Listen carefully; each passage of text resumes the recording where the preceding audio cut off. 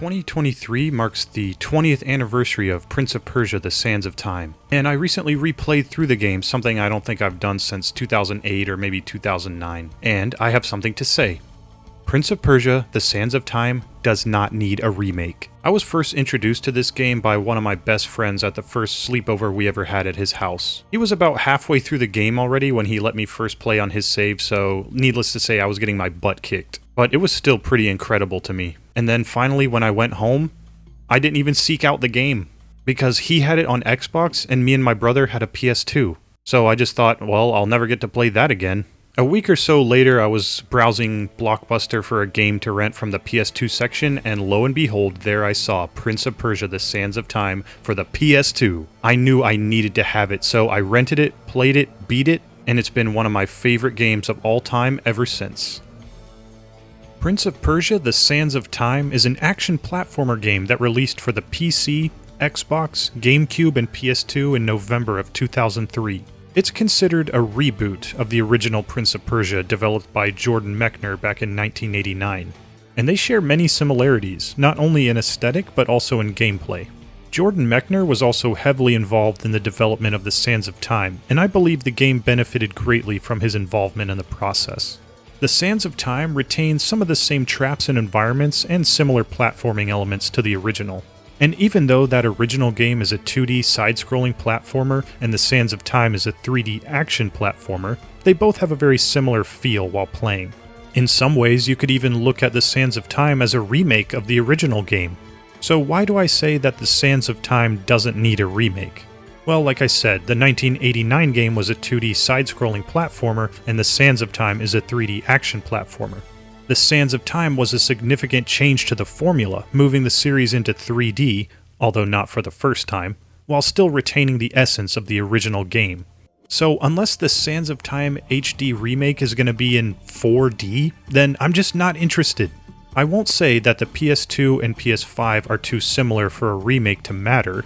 It doesn't necessarily have anything to do with the hardware that the game is running on. It has more to do with the style of the game and the improvements made to the formula while still retaining the same identity as the original. Simply remaking the game in HD doesn't really do anything to improve any part of the game in my opinion, especially considering how well the graphics and art style of the Sands of Time still hold up.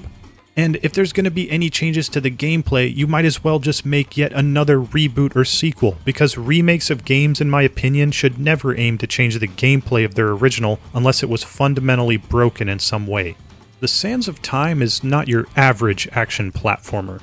Some people probably wouldn't realize this from just watching gameplay, but you don't really have as much freedom of movement as it looks like.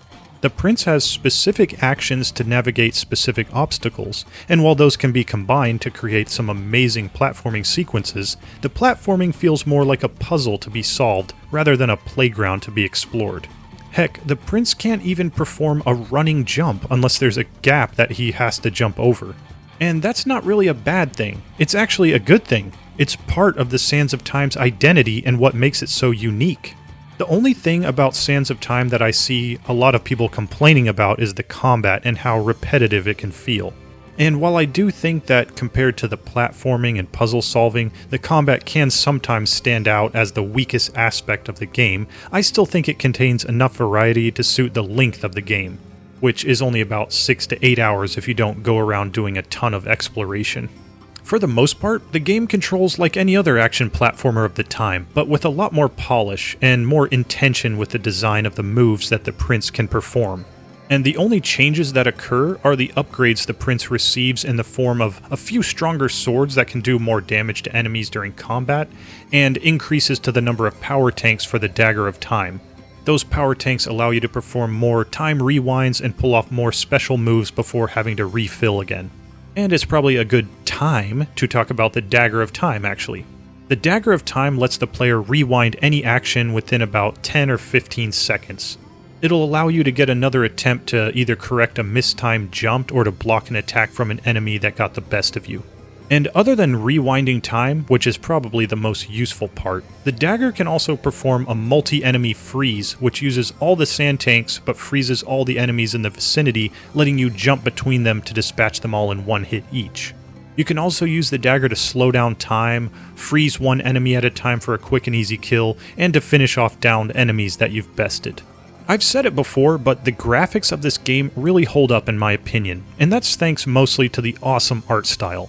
It's got a good level of realism for the time that it was released, while also having this kind of natural, soft lighting throughout, and some really impressive physics, level design, and ambient elements too, like the sands, the water, the trees, and stuff like that. It's not hyper-realistic or anything, but it's also not super stylized either. It finds a perfect balance between maintaining a unique look but also being very believable.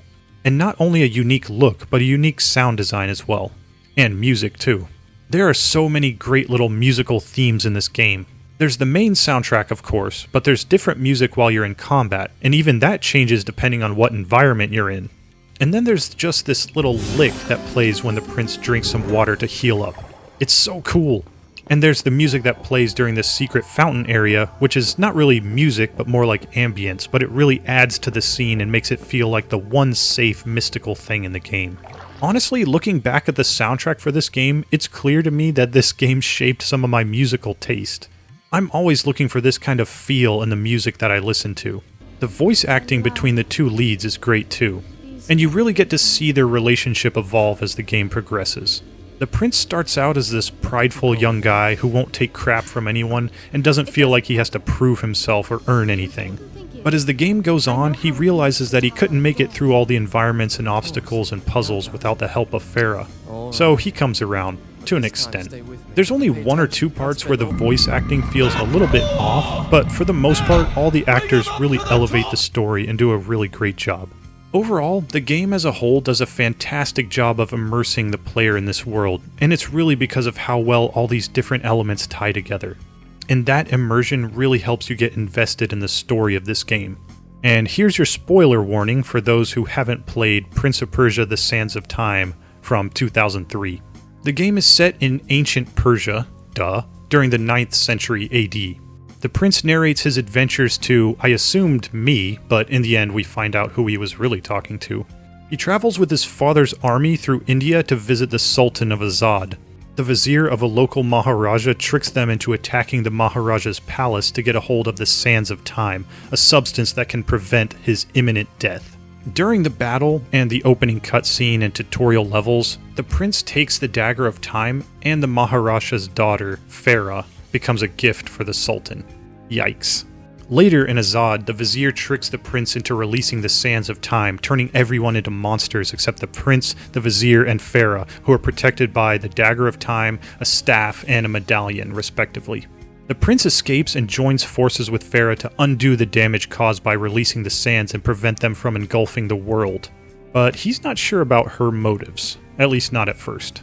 The prince and Farah gradually fall in love as they explore the Palace of Azad together, and eventually they find the Sands Hourglass in the Tower of Dawn, which is an awesome set piece for the final act of the game. Leading up to this, the prince has recurring visions of Farah stealing the dagger, making him hesitant to follow her instructions to contain the sands. But then the vizier ambushes them, and they barely escape with the dagger, ending up in a tomb under the city. And that's where Farah shares a secret childhood story with the prince. They find shelter in a mysterious bathhouse and spend a night growing closer. When the prince wakes up back in the palace, he realizes Farah stole the dagger and left her medallion for him to use as protection. Little too late for that. He follows her and saves her from the sand monsters, but she has to sacrifice herself to save him. Grieving over Farah, the vizier offers the prince eternal life in exchange for the dagger, but he refuses and stabs the hourglass, rewinding time to before the attack on the Maharaja's palace. With the dagger and his memories intact, the prince rushes to warn Farah of the vizier's treachery. And as the prince finishes telling his story to who we find out now was Farah all along, the vizier appears to try and kill him. The prince defeats the vizier, if you're good enough, and returns the dagger to Farah, who believes all the stuff you just played through was a story. Then the prince kisses her, but she rejects him because she no longer remembers falling in love with him. So, to spare her the pain of his terrible kissing skills, the prince rewinds time to undo the kiss. Before they part ways, the prince mentions a private word Farah told him in the tomb, leaving her amazed and proving that what he shared with her was indeed real. As awesome and classic as this story is, the pacing of the game itself starts to drag around the 75% mark and then speeds way up after 90% or so, and everything just starts happening. But it's easy to let yourself get invested in this game. I find myself really enjoying the way the prince and Farah interact and how they fall in love, and eventually she sacrifices herself to save him. And now, with all praise aside, I think it's time for some critiques. Sometimes the camera in this game is downright terrible. Like some platforming games before it, the camera is a physical object in the game world, meaning that it can get stuck on walls, ceilings, or any other obstacle that happens to be in the level you're playing. This can sometimes make a particular platforming section impossible to navigate. Luckily, you can solve most issues pretty quick by pressing L2 to activate the landscape camera, and then tapping it again to get back to the normal camera with a better perspective. But if this happens during a wall run or in the middle of a fight, it can be so annoying. Also, for how expansive all the environments look, there's pretty much never more than exactly one way to do something. To solve any puzzle, to get through any platforming section, requires a specific set of actions done in a specific order, and there's no way for the player to choose a different path or make different decisions. And that's not really the worst thing in the world, and it's a fine game design philosophy. But the other aspects that the game presents, you'd think that you might have some freedom in how you approach puzzles and platforming. But no, you're going to have to do it the one way the developers intended. Not necessarily a bad thing again, but just how it's presented feels weird. And the same problem occurs in combat to a certain extent. Each enemy has a specific way to be defeated, and something that works on one enemy type may not work on another. But there's not really enough different enemy types to make that kind of system feel engaging or all too exciting. The combat feels good at first, but once you've seen all the different enemy types that the game has to offer, it starts to feel tiresome. It's kind of like the platforming, there's a specific way that you have to take down specific enemies. But at least that doesn't apply when you're using special abilities from the dagger, so that's a positive thing. But there's a couple of things with the dagger that really annoy me too. Like the little circle that shows you how much time you have available to rewind, restarts its charge timer whenever you absorb sand from a downed enemy.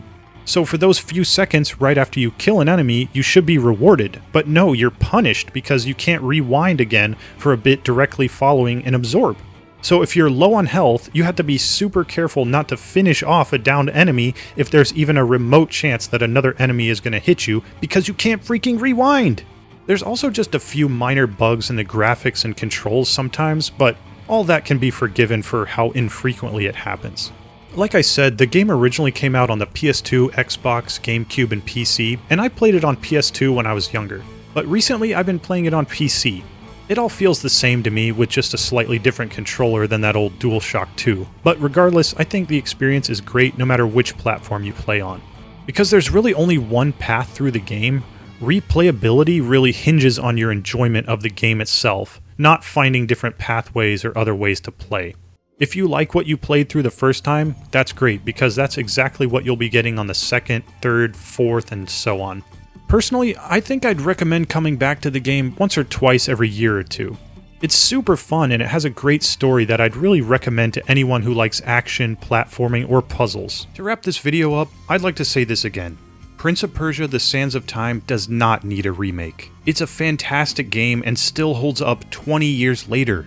Some people might have a different opinion, and that's totally fine, but for me, this is a classic game that definitely doesn't need to be remade. The Sands of Time kicked off an amazing franchise, and while none of the sequels have really lived up to the magic of that first one in my opinion, there's still a ton of fun to be had with almost every entry from the mainline series of Prince of Persia. So we don't need a remake, we just need to rewind time and revisit the game.